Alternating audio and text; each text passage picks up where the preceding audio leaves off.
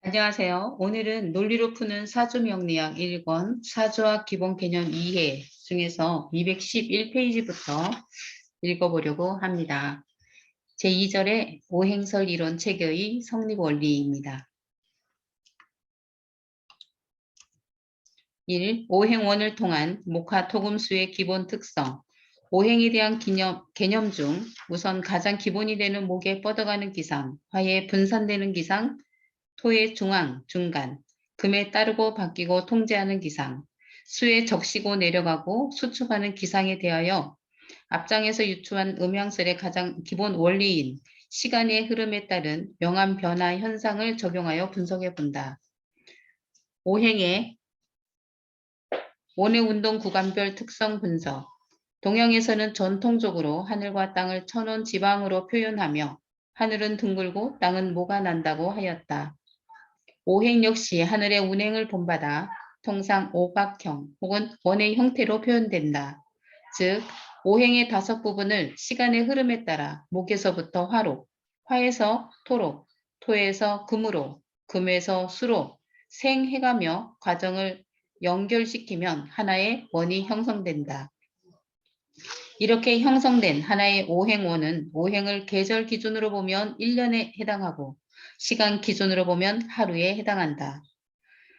그림에서의 원의 5지점에 해당하는 오행 각각은 시간의 흐름에 따라 변화하는 시간들의 한 영역씩을 해당하게 된다. 위의 그림을 통해 오행 각각의 영역들을 구분해 본다. 목은 오각형의 꼭지점 A에서 꼭지점 B에 해당하는 AB 구간, 화는 오각형의 꼭지점 B에서 꼭지점 C에 해당하는 BC 구간, 토는 오각형의 꼭지점 C에서 꼭지점 D에 해당하는 CD 구간, 금은 오각형의 꼭지점 D에서 꼭지점 E에 해당하는 DE 구간, 수는 오각형의 꼭지점 E에서 꼭지점 A에 해당하는 EA 구간. 이러한 일주기 오행원에서 하루 혹은 한 해의 시작은 목에 해당하고 화, 토, 금의 단계를 거쳐 마지막엔 수에 해당하며 이렇게 마지막인 수와 새로운 시작인 목의 경계는 꼭지점 A가 된다. 이 꼭지점 A에서 B를 거쳐 C에 이르는 구간은 기준점 A에서 멀어지며 전진하는 운동이 되고 D에서 E를 거쳐 다시 A에 이르는 구간은 가까워지며 복귀하는 운동이 된다. 즉, 오행 원운동은 꼭지점 A에서 출발하여 원을 한 바퀴 돌아 다시 A로 돌아오게 되는데 이러한 일주기 원운동의 각 구간별 특성을 분석하여 오행의 개념을 유추해 본다. 1. 목운동. 처음 시작, 직진. 꼭지점 A에서 B까지에 해당하는 운동으로 기준점 A로부터 최초로 일정한 방향을 가지고 멀어지며 직진하는 운동이 된다. 원운동의 5부분 중 가장 처음으로 시작의 특성을 갖게 된다. 2. 화운동. 전진, 분산. BC 구간 운동으로 꼭지점 A에서 최초의 방향으로 직진 운동하던 A의 운동을 B에서 이어받아 방향이 전환되어 꼭지점 C까지의 운동이 된다. 이때 방향이 바뀌지 않고 최초 목의 방향대로 운동이 진행된다면 B까지의 운동이 되어 시점 A로부터 처음 목 운동의 2배 거리에 이동이 되어 있겠지만 화의 운동은 목의 직선 운동을 이어받지 않고 횡으로 이동하는 운동을 하였다. 때문에 총 운동량은 목의 운동량과 같지만 시점 A로부터 멀어지는 이동거리는 목의 운동에 비해 상대적으로 적게 된다. 즉, 목의 운동이 순수 직진 운동인데 비해 화의 운동은 직진 운동의 횡적 운동을 겸하여 분산 운동이라고 할 수 있다. 3. 토운동. 변환점. 목의 직진 운동과 화의 분산 운동을 이어받아 CD 구간 운동으로 총 운동량은 목화와 같으나 시점 A를 기준으로 B로부터 더 이상 멀어지지 않는 운동이 된다. 즉, 토의 운동이 시작되는 꼭지점 C에서나 운동이 끝나는 꼭지점 D에서나 시점 A로부터의 거리는 같다. 비록 C에서 D까지의 운동 변화는 있지만 기준점으로부터는 거리상의 변화 없이 횡적 수평 이동만이 된 것이다. 이 토의 운동은 목화와 금수의 중간에 위치해 있으며 다른 운동과는 달리 거리 변화가 없고 단지 목화의 뻗어나가는 직진 운동을 금수에 복귀하는 수렴 운동으로 바꾸어주는 변환점 역할만을 하게 된다. 4. 금운동, 복귀, 큰 변화. D 구간의 운동으로 시점 A로부터 멀어지는 운동인 목화의 운동과는 반대로 시점 A를 향해 돌아오는 복귀 운동이 된다. 즉, 목화의 전진 운동이 더 이상 전진하지 않고 복귀 운동으로 변한 것으로 5단계 운동 중 운동의 방향이 가장 크게 변화되는 구간이다. 수운동, 원위치, EA 구간으로 오행 운동 중 마지막에 해당하며 복귀 운동의 시작인 금의 운동을 이어받아 최초 금의 운동 방향에서 방향이 바뀌어 시점 A로 원상 복귀되는 원위치 운동이다. 만약 금의 운동을 그대로 이어받은 단순 복귀 운동이라면 운동의 진행이 E로 향할 것이지만 방향이 바뀌어 원점으로 돌아가는 운동이기에 최초 출발점인 A로 향하게 된다.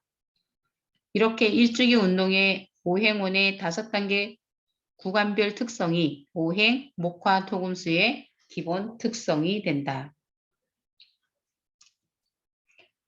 오행, 목화, 토금수의 기본 특성 1모, 처음, 시작, 기준점에서 뻗어나가는 특성 2화, 분산, 직진, 목의 다음 운동 3토, 목화와 금수의 중간, 변환점 4금, 복귀운동, 큰 변화 5수, 마지막, 원점으로 돌아가는 원위치 운동. 자, 이렇게 해서 1단락이었습니다. 자, 두 번째는 목화토금수의 두 번째 운동을 읽겠습니다. 오행의 목화토금수의 일반화된 개념을 말하며 시간의 각 단위가 되는 일주기 오행원을 통해 각 오행의 기본 특성을 분석해 보았습니다. 이번에는 이렇게 분석된 오행의 기본 특성을 응용하여 현재 일반화된 오행의 기본 개념을 유추해 봅니다.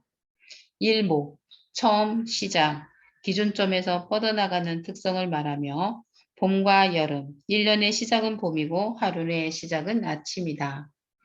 나무, 자연계의 사물 중에 뻗어가는 특성과 가장 일치하는 사물, 동쪽, 하루는 동쪽에서 해가 떠오르는 것으로 시작을 의미한다. 동력, 멈추어 있다가 처음으로 움직이기 시작한다. 푸른색, 한 해의 시작인 봄에서 새싹이 나와 온 천지가 푸르다. 분출 또는 폭발력, 시점에서 방향성을 가지고 분출한다. 이화, 분산, 직진, 목의 다음 운동입니다. 불, 자연계의 사물 중 분산되는 특성을 잘 나타내는 것이 불이다. 낮, 아침을 지나 본격적으로 하루가 시작되니 시야가 넓어진다. 남쪽, 해는 동쪽에 떠서 남쪽으로 간다. 해가 가장 멀리 가는 방향. 여름, 봄의 다음이며 해가 가장 긴 시간. 적색, 불의 색이 붉은색이며 태양이 강하게 빛나는 색에 비유된다. 화려함, 태양이 밝게 빛나니 모든 것이 화려하다. 3. 토운동, 변환점, 중앙, 원운동의 시작인 목에서 화와 금을 지나 끝인 수까지 중 가운데, 결실, 목화의 무작정 직진에서 운동이 토에 의해 수렴되기 시작한다. 흙, 결실을 보기 위해서는 심고 가꿀 흙이 필요하다. 흙에서 거두어 들인다. 황색, 흙의 색이 누렇고 결실의 색이 누렇다. 장화, 늦여름을 말합니다. 목화와 금수의 중간이니 순서상 여름과 가을 사이. 사계, 환절기를 말합니다. 운동의 방향을 바꾸는 실체로 변화를 주재한다.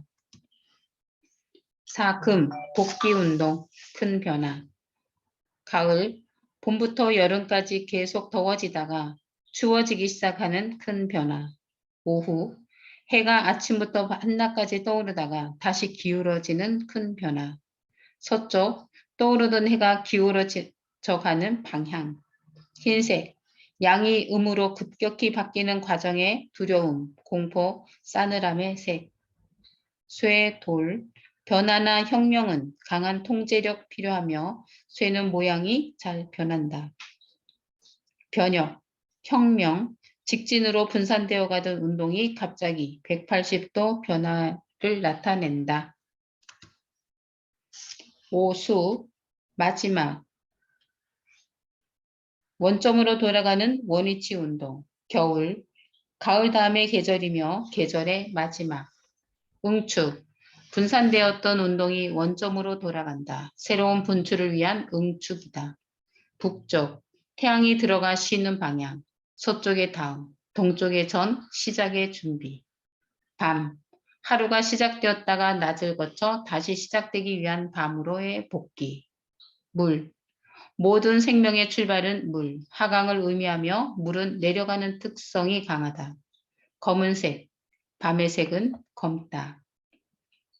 이렇게 오행원을 통해 밝혀진 오행의 기본 특성을 응용하여 일반적으로 오행에 적용되는 사물 및 개념들에 대해 논해보았다.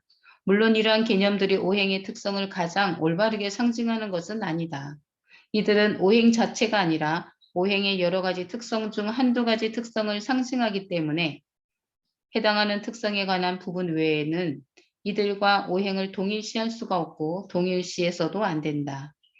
예를 들면 나무는 목에 뻗어가는 특성을 취한 것이고 흙은 토의 변환, 결실을 의미하는 취지이지 나무가 목이 아니고 흙이 토가 아니다. 때문에 오행의 목이 토를 극한다고 해서 나무가 흙을 극한다고 할 수는 없는 것이다. 다음에는 오행원을 통한 목화와 금수의 음양의 특성 분석에 대해서 준비하겠습니다. 다음 시간에 뵙겠습니다. 감사합니다.